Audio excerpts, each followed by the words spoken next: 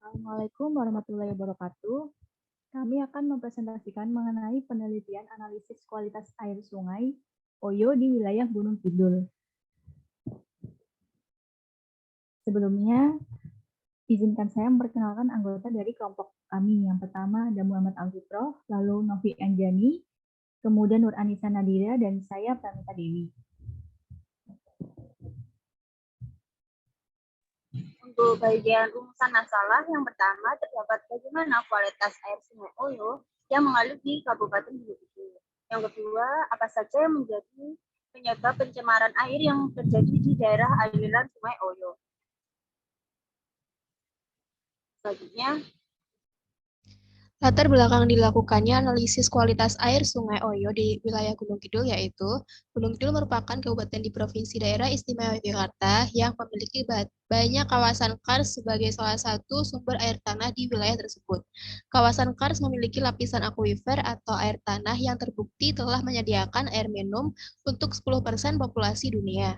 Sungai utama yang mengalir di Gunung Kidul adalah Sungai Oyo yang dimanfaatkan sebagai sumber mata air bersih. Aktivitas manusia yang dilakukan di Sungai Oyo seperti pembuangan limbah rumah tangga, limbah pabrik, dan pengundulan vegetasi di sekitar sungai dapat mengakibatkan penurunan kualitas air hingga ke tingkat tertentu.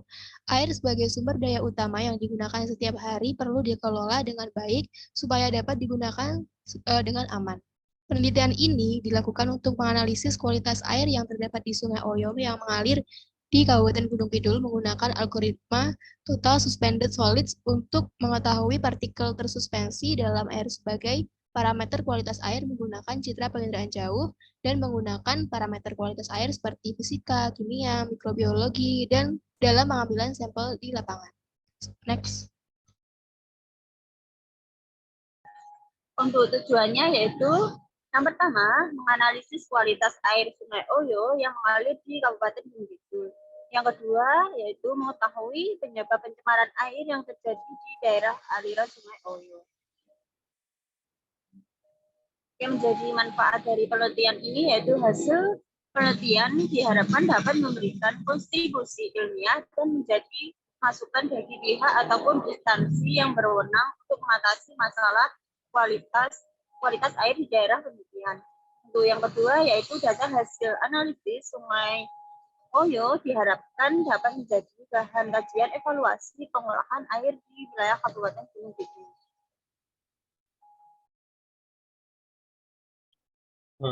Untuk metode penelitiannya ini sendiri dibagi menjadi dua bagian. Yang pertama, pengolahan citra penginderaan jauh untuk mendapatkan nilai TSS. Yang kedua ada pengambilan sampel di lapangan.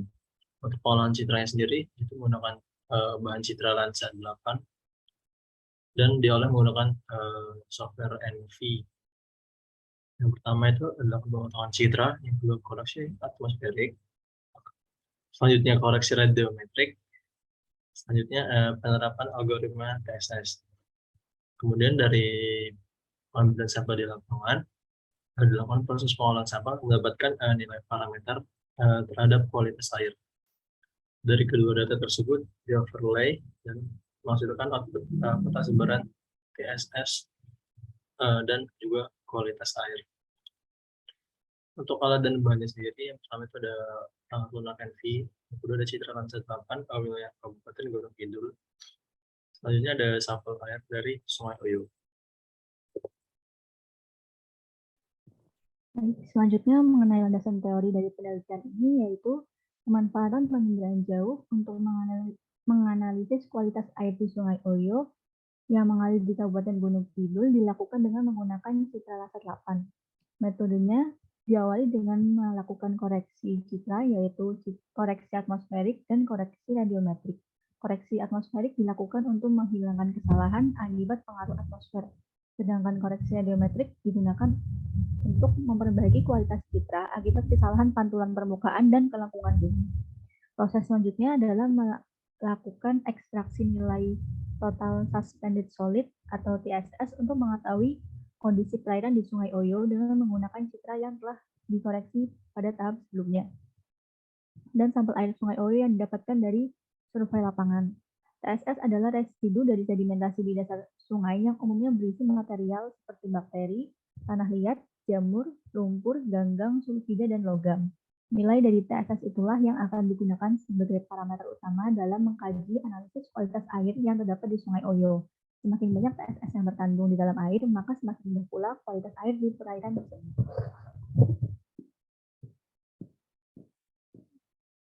Baik, sekian yang bisa kelompok kami sampaikan mengenai penelitian ini. Kurang lebihnya kami mohon maaf. Terima kasih.